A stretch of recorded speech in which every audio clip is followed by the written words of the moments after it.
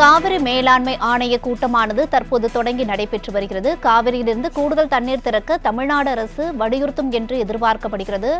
விரிவான விவரங்களை வழங்குவதற்காக செய்தியாளர் நந்தினி இணைப்பில் இருக்கிறார். விவரங்களை கேட்டறியலாம். நந்தினி, வணக்கம். இது குறித்தான விவரங்களை பதிவு பண்ணுங்க. வணக்கம். காவிரி மேலாண்மை ஆணையத்தின் கூட்டம் தற்போது டெல்லியில் தொடங்கியிருக்கிறது. காவிரி மேலாண்மை ஆணைய தலைவர் எல்.கே. ஹல்தர் தலைமையில் நடைபெறக்கூடிய இந்த கூட்டத்தில் தமிழ்நாடு, கர்நாடகா, கேரளா மற்றும் புதுச்சேரி மாநிலங்களிலிருந்து அதிகாரிகள் கலந்து கொண்டிருக்கிறார்கள். தமிழ்நாட்டை பொறுத்தவரையில் நீர்வளத்துறை செயலாளர் சந்தீப் சக்சேனா, காவிரி தொழில்நுட்ப குழு தலைவர் சுப்பிரமணியம் உள்ளிட்டோர் பங்கேற்றிருக்கிறார்கள்.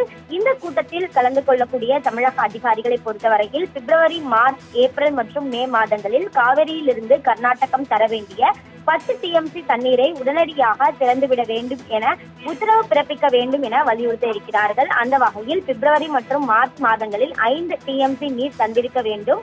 ஆனால் 2 மாதங்களில் 1.5 TMC தண்ணீர் மட்டுமே கர்நாடகா திறந்துவிட இருக்கிறது. எனவே 3.5 TMC நீர் மற்றும் ஏப்ரல் மற்றும் மே மாதங்களுக்கான தண்ணீரையும் தடையின்றி திறக்க கர்நாடக அரசுக்கு உத்தரவிட வேண்டும் என தமிழ்நாடு அரசின் அதிகாரிகள் தரப்பில் கோரிக்கை முன்வைக்கப்பட இருக்கிறது.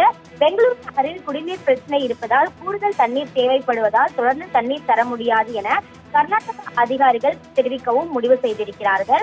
இருந்த போதிலும் கூட தமிழ்நாட்டிற்கு தர வேண்டிய நீர் மட்டுமல்லாமல் பெங்களூரு குடிநீருக்கு தேவையான நீரும் கர்நாடக அணையில் இருப்பு உள்ளதால் கர்நாடகா தொடர்ந்து தண்ணீர் திறந்து விடலாம் என ஆணைய கூட்டத்தில் வலியுறுத்த தமிழ்நாடு அரசின் அதிகாரிகள் குழு செய்திருக்கிறது. அந்த வகைதான் காவிரி மேலாண்மை ஆணையத்தின் 29வது கூட்டம் காவிரி மேலாண்மை ஆணைய தலைவர் எல்.கே. ஹல்தர் தலைமையில் தற்போது தொடங்கியுள்ளது குறிப்பிடத்தக்கது.